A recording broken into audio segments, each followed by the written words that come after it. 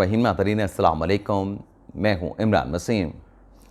नाज़रीन, तीन बड़ी ही अहम ख़बरें इस व्लॉग में आपके साथ हम शेयर करने जा रहे हैं। एक तो आपको ये बताएंगे कि साबिक़ वज़ीर आज़म इमरान ख़ान साहब, उनके लिए इस्लामाबाद में नाइट पार्टियाँ कौन अरेंज किया करता था, वो शख्स कौन था। और आप नाज़रीन को याद होगा कि चंद हफ़्ते पहले इमरान ख़ान साहब की सहाफ़ियों के साथ एक मुलाकात हुई और एक इंटरव्यू भी मीडिया के ऊपर एक न्यूज़ चैनल पे ऑन एयर हुआ, जिसमें ख़ान साहब ने इस बात का एतराफ़ किया कि उनकी जो साबिक़ आर्मी चीफ़ जनरल कमर जवेद बाजवा के साथ मुलाकात हुई, उस मुलाकात में मुझे जनरल बाजवा ने कहा कि मैं तो प्ले बॉय हूँ। तो ख़ान साहब ने कहा कि उस सवाल के ऊपर मैंने जनरल बाजवा को कहा कि मैं प्ले बॉय रहा हूँ, यानी ख़ान साहब इस बात का एतराफ़ कर चुके हैं कि माजी में वो प्ले बॉय रह चुके हैं। अब जब ख़ान साहब प्ले बॉय हुआ करते थे, अब हैं या नहीं ये तो खुदा बेहतर जानता है, दिलों के राज खुदा जानता है।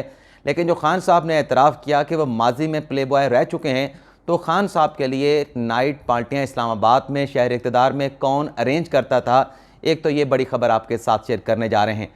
दूसरी ख़बर, इमरान ख़ान के हुक्म पर, ईमा पे नहीं, इमरान ख़ान के हुक्म पर मरियम नवाज़, उनके वालिद नवाज शरीफ और एक मीडिया टाइकून को कैसे गिरफ़्तार किया गया, मिडल मैन कौन था और इमरान ख़ान का ये हुक्म उस मिडल मैन के ज़रिए किस बड़ी शख्सियत को पहुँचाया गया और फिर ये तीन गिरफ़्तारियाँ हुईं, ये तफसीलात भी शेयर करेंगे। और तीसरी ख़बर, नवाज शरीफ को, मरियम नवाज़ को पनामा केस में कैसे कन्विक्ट किया गया, इस हवाले से भी आपके साथ डिस्कस करेंगे। लेकिन आज नाज़रीन, इन तीनों ख़बरों की डिटेल में जाने से पहले तीन मुख्तसर सी अहम ख़बरें हैं, ज़्यादा वक्त नहीं लूँगा, वन लाइनर टू लाइनर में इन ख़बरों की तफसीलात आपके साथ शेयर करेंगे। ख़बर नाज़रीन ये है कि पाकिस्तान पीपल्स पार्टी और नून लीग की हुकूमत ने माफिया के सामने सरेंडर कर दिया है। सबको मालूम है कि जो डॉलर की कीमत में इजाफा हो रहा है, अल्टीमेटली जो मुल्क में पेट्रोलियम मसनूआत हैं उनकी कीमतों में भी इजाफा होने जा रहा है। और जो IMF के साथ निगोसिएशन चल रही हैं उसमें भी पेट्रोल, बिजली, गैस की कीमतों में इजाफे की बात की जा रही है। तो सबको नज़र आ रहा है कि पेट्रोलियम मसनूआत की कीमतों में इजाफा होना है। लेकिन ये जो कीमतों में इजाफा होता है पेट्रोल के, डीज़ल में, ये भी हमारे अवाम जानते हैं कि ये 15 तारीख को या महीने की जो आखिरी तारीख होती है, इन तारीख़ों में पेट्रोलियम मसनूआत की कीमतों में इजाफे का हुकूमत ऐलान करती है। अब नाज़रीन, हुआ ये है कि आज 29 जनवरी है, अभी 2 दिन बाकी हैं हुकूमत की तरफ से पेट्रोलियम मसनूआत की कीमतों में इजाफा करने के जो एक उनका प्रोसीजर है उसके मुताबिक। लेकिन पेट्रोल जो माफिया है, जो पेट्रोल पंप माफिया है, उनकी जानिब से पूरे पाकिस्तान में पेट्रोल और डीज़ल की मसनूई किल्लत पैदा करने की कोशिश की जा रही है और कोशिश की भी गई है। अब इसके ऊपर हुकूमत तो चाहिए था कि इनके खिलाफ एक्शन लेते, जो पेट्रोल पंप जो है वो लोगों को पेट्रोल नहीं दे रहे, डीज़ल नहीं दे रहे, लेकिन बजाय इसके कि इस माफिया के खिलाफ खड़े होते, इनके खिलाफ एक्शन लेते, हुकूमत ने, जिसमें PDM की सियासी जमातें भी शामिल हैं, पीपल्स पार्टी भी शामिल है, इनके सामने सरेंडर कर दिया है और 31 की बजाय आज 29 जनवरी को पेट्रोल की और डीज़ल की कीमत में 35 रुपए का इजाफा कर दिया गया है। ये जो नाज़रीन पेट्रोलियम मसनूआत की कीमतों में IMF के साथ मुआहिदा होने के बाद और इंटरनेशनल मार्केट में पेट्रोलियम मसनूआत की कीमतों में इजाफे के बाद रुपए की डिवैल्यूएशन और डॉलर की कीमत में जो इजाफा हो रहा है, इसके बाद पेट्रोलियम मसनूआत की कीमतों में अगर कमी हो सकती है तो वो यही है कि रशिया से अगर तेल आ गया, जैसा कि मुआहिदा हो चुका है, तो फिर तो आवाम को थोड़ा सा रिलीफ मिलेगा। अदरवाइज़ आवाम की पसलियाँ, आवाम की कमर टूटने वाली है। जो महंगाई का एक तूफ़ान आइंदा आने वाले चंद हफ्तों में इंतज़ार कर रहा है, या आवाम उसको जिसका इंतज़ार कर रहे हैं। अगली खबर नाज़रीन ये है कि जो पंजाब में इंतखाबात की तारीख़ के हवाले से असद उमर साहब ने लाहौर हाई कोर्ट में दरख्वास्त दायर की थी, उस दरख्वास्त पर जस्टिस जवादुल हसन 30 जनवरी यानी कल जो है वो समाअत करने जा रहे हैं। और इस केस में ज़ाहिर सी बात है कि गवर्नर साहब ने जवाब देना है। अगर अदालत ने नोटिस किया गवर्नर साहब को कि पंजाब में इंतखाबात कब होंगे। अगली खबर नाज़रीन ये है कि जो खैबर पख्तूनख्वा की निगरान सूबाई काबीना बनी है, उस काबीना को लीगी रहनुमा अजमत खान साहब उनका नाम है, उन्होंने पेशावर हाई कोर्ट में चैलेंज कर दिया है और जवाब उन्होंने बिल्कुल दुरुस्त पेश किया है। जवाब उनका नाज़रीन लीगी रहनुमा का ये है कि ये जो निगरान काबीना खैबर पख्तूनख्वा की बनाई गई है, इसमें ब्यूरोक्रेट शामिल नहीं किए गए और निगरान काबीना में जो लोग शामिल किए जाते हैं वो या तो ब्यूरोक्रेट होते हैं या फिर वो टेक्नोक्रेट होते हैं। लेकिन ये जो सूबाई काबीना KPK में बनाई गई है, उसमें ज़्यादातर लोग जो है, बल्कि अक्सरियत जो है वो सियासतदानों की है। तो सियासतदान जब सूबाई काबीना में, निगरान सूबाई काबीना में आएंगे तो साफ शफाफ इंतखाबात का जो कंसेप्ट है वो कैसे पूरा हो पाएगा। तो पटिशन तो बहुत अच्छी लेके गए हैं, अब देखते हैं पेशावर हाई कोर्ट इस पर क्या कार्रवाई करती है। अब आ जाते हैं नाज़रीन, ये जावेद चौधरी साहब ने आज कॉलम लिखा है ओन चौधरी के साथ, जो उनकी नाश्ते के ऊपर 2 घंटे की बैठक हुई थी। एक कॉलम उनका जुमेरात को शाया हुआ था, लेकिन उसमें लिखा था कि जारी है। उस पर हमने कोई भी लॉग नहीं कहता, क्योंकि मुझे लगा कि उसमें कोई ऐसी खबर नहीं जो आवाम तक ना पहुँची हो। लेकिन इसमें नाज़रीन आज का जो कॉलम है जावेद चौधरी साहब का, इसमें 6 ऐसे पॉइंट्स हैं जिसमें ख़बरें भी हैं और इस पर डिस्कस करके बड़ा अहम पस मंज़र भी हम आपके साथ शेयर कर सकते हैं। एक बात तो नाज़रीन इसमें यह की है, ओन चौधरी साहब ने उनसे ये सवाल पूछा जावेद चौधरी ने कि बल्कि मैं उनकी बात लिखता हूँ, ओन चौधरी की बात बताता हूँ। वो कहते हैं कि उस्मान बुज़दार साहब बड़े बेवकूफ़ थे, ना तजुर्बाकार थे और कट भी थे। मेरे सामने अफसर से पैसे देकर अफसर जो है वो कमिश्नर लगते थे, लाहौर के डीसी और आरपीओ तक रकम देते थे और पोस्टिंग लेते थे। मैं गवाह हूँ, ताहिर खुर्शीद सरकारी अफसरों को से कलेक्शन करता था और रकम कहाँ कहाँ जाती थी मैं इस बारे में नहीं बता सकता। बुशरा बीबी के बच्चे भी दिनों में अरबपति हो गए। आप इनके एहसास निकाल के देखें, आपको सारी कहानी समझ आ जाएगी। अब ये जो नाज़रीन जावेद चौधरी साहब ने एक सीरीज़ शुरू कर रखी है, पहले बाजवा साहब के साथ इनकी गुफ्तगू हुई, फिर उसके बाद इनकी अलीम खान के साथ मुलाकात हुई, फिर ओन चौधरी के साथ इनकी मुलाकात हो रही हैं। अब ये जो इसमें इंकशाफात सामने आते हैं, पीटीआई के अपने मुनर्रिफ अरकान की अगर बात कर लें, ओन चौधरी जो बात कर रहे हैं या अलीम खान ने जो बात की, अब इसको अगर हम बात करें, इसकी अगर हम खबर आपके साथ शेयर करें तो उस पर सवाल बनता है कि इसके ऊपर पीटीआई का क्या जवाब है। जितनी भी बातें जावेद चौधरी साहब ने अलीम खान को कोट करके लिखी हैं, उन्हें अलीम खान ने डिनाई नहीं किया। जो ओन चौधरी के साथ मुलाकात के बाद उन्होंने कॉलम लिखा है, उसे ओन चौधरी ने भी डिनाई नहीं किया। लेकिन बात यह है कि ये दोनों कॉलम में जो अलीम खान से मुतल्लिक हैं, ओन चौधरी से मुतल्लिक है, पीटीआई ने इसकी तरदीद नहीं की। लेकिन जब आप सवाल पूछें कि भाई ये बताएं कि अगर इमरान खान साहब की अहलिया बुशरा बीबी साबिक़ खतून अव्वल, उनके बच्चों के अगर एहसासों में अरबों रुपए का इजाफा हुआ है जब इमरान खान वज़ीर आज़म थे, तो उसका जवाब नहीं होना चाहिए, उनसे इंक्वायरी नहीं होनी चाहिए।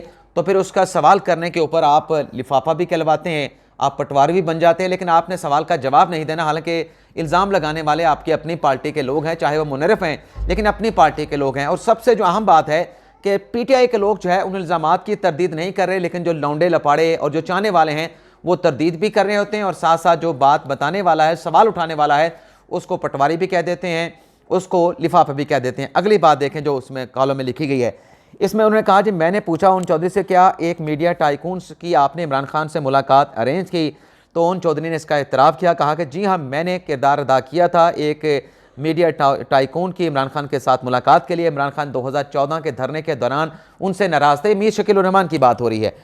आगे लिखते हैं जावेद चौधरी के इलेक्शन जीतने के बाद खान से मीर शकील उर रहमान सुलह करना चाहते थे। हम लोग हुकूमत में आने से पहले उम्रे पर सऊदी अरब के लिए गए। बुशरा बीबी, जुल्फ़ी बुखारी, अलीम खान और उनकी बेगम यानी मीर शकील उर रहमान, उनकी बेगम भी हमारे साथ थी। मैंने हदूद हरम में उनकी और इमरान खान की मुलाकात कराई। दोनों ने गिले शिकवे करके अपने दिल साफ़ कर दिए। इमरान खान ने उन्हें दिल से माफ़ कर दिया, उन्हें गले भी लगाया। फिर इमरान खान ने उसी को गिरफ्तार करवा दिया, उठाकर जेल में फेंक दिया। मैं ये सुबर खबर सुन के हैरान रह गया। फिर उनसे पूछा जावेद चौधरी साहब ने कि मीर शकील उर रहमान को किसने गिरफ्तार करवाया था, किसके कहने पे गिरफ्तार कराया था। तो उस पर ओन चौधरी ने कहा कि बोले मेरी इतलात हैं, वो कन्फर्म नहीं कर रहे। ओन चौधरी कह रहे हैं कि मेरी इतलात हैं, कन्फर्मेशन नहीं कर रहे। पहले वो बात कन्फर्म कर रहे हैं जो बुशरा बीबी से, उनके बेटों से मुतल्लिक हैं, या उस्मान बुज़दार की करप्शन से मुतल्लिक है, या बिज़नेस टाइकून की बिज़नेस नहीं मीडिया टाइकून के इमरान खान साहब की मुलाकात के हवाले से वो कन्फर्म खबर दे रहे हैं।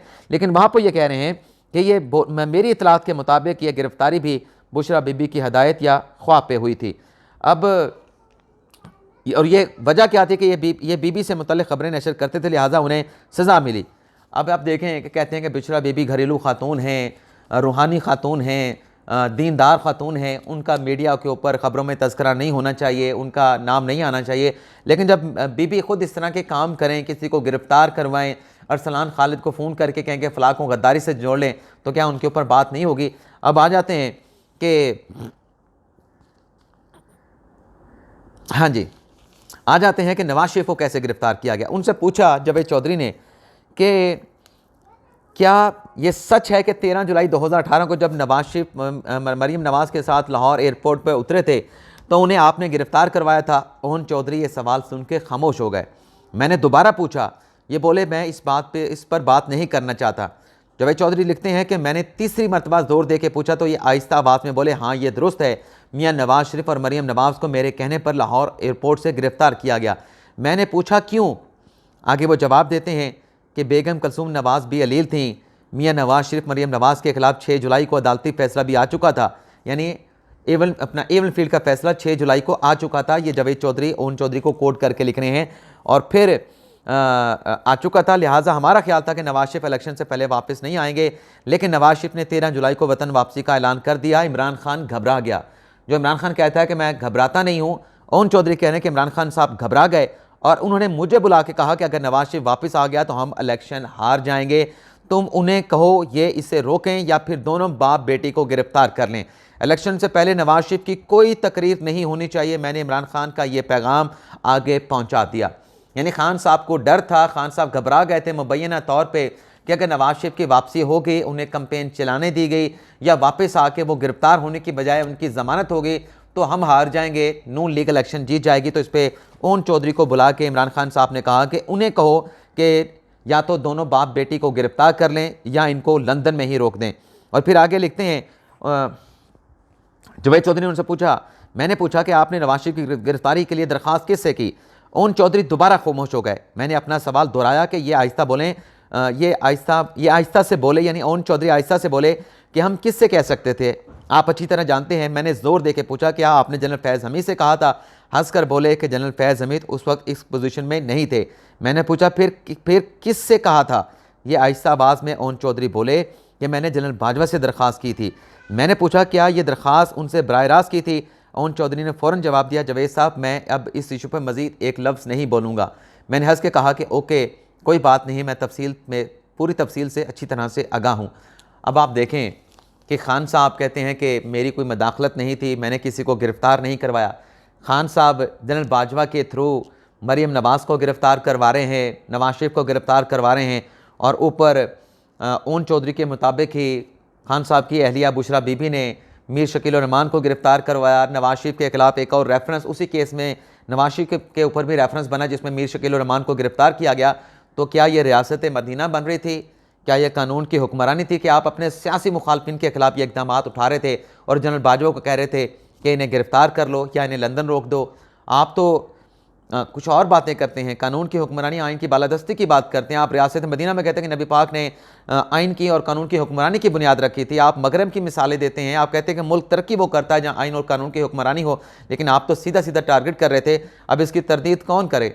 अब इसमें हम सवाल उठाएं तो हम लिफाफे भी हैं, हम पटवारी भी हैं, हम साफ़ी नहीं रहते, लेकिन सवाल करना जुर्म है। लेकिन इसके जिसने इल्ज़ाम लगाया है उसकी तरदीद PTI का कोई बंदा नहीं करेगा। आगे आप सुने नाजरीन, अब जनरल बाजवा से वो इसे गिरफ्तार करवा रहे हैं, मरीम नवाज को गिरफ्तार करवाएं, नवाज शरीफ को गिरफ्तार करवा रहे हैं। तो क्या जो सज़ा पनामा केस में मरीम नवाज और कैप्टन सफदर को हुई है एहतसाब अदालत से, मरीम नवाज, कैप्टन सफदर और नवाज शरीफ को, वो कितनी वैलिड होगी? अगर इमरान खान गिरफ्तार करवा सकते हैं तो क्या सज़ा दिलवाने में उनका किरदार नहीं होगा?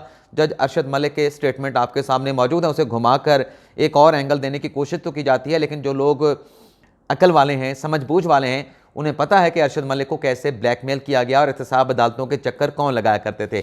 अब आगे पूछा गया उनसे कि जनरल बाजवा से इमरान खान साहब का रब्ता कैसे हुआ?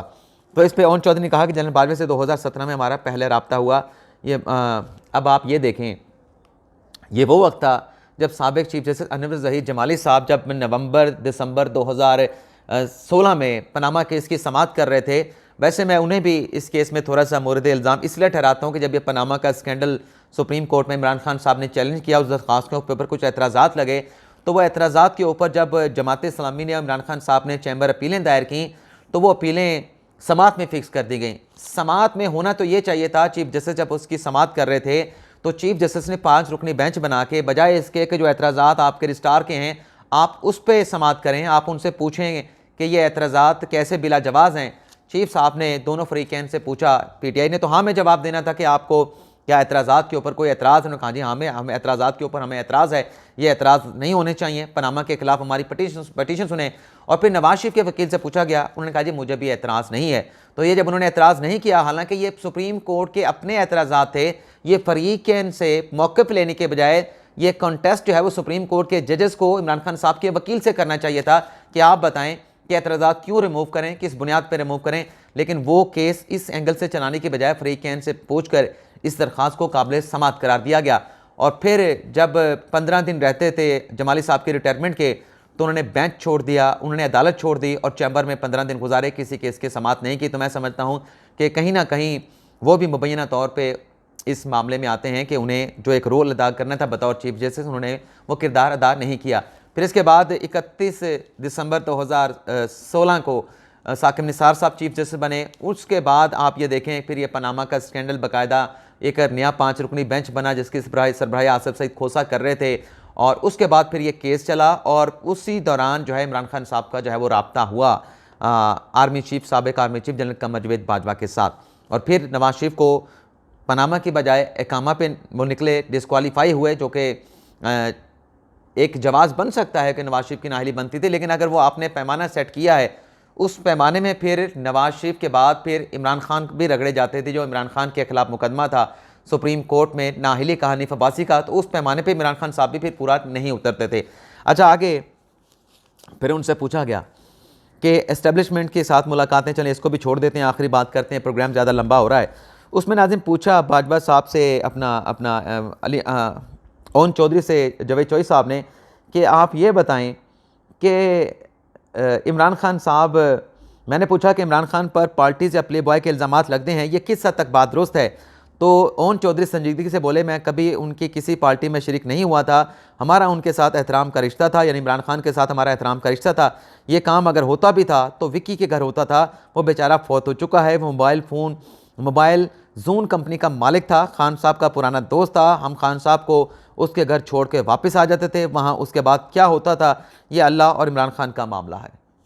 तो ये विक्की साहब, अल्लाह ताला उनकी मग़फ़िरत करे, उनका इंतकाल हो गया है। मोबाइल जून कंपनी के वो मालिक थे। ये एक कंपनी है जो उनके डब्बे के ऊपर मोबाइल जून लिखा होता था गालिबन, तो उसके घर ये नाइट पार्टियां अरेंज होती थी चेयरमैन पीटीआई इमरान खान साहब के लिए, जब वो माजी में इमरान खान साहब के अपने बकौल वो प्ले बॉय हुआ करते थे। तो ये था नाज़रीन आज का हमारा वीलॉग। इजाज़त चाहते हैं, अल्लाह हाफ़िज़।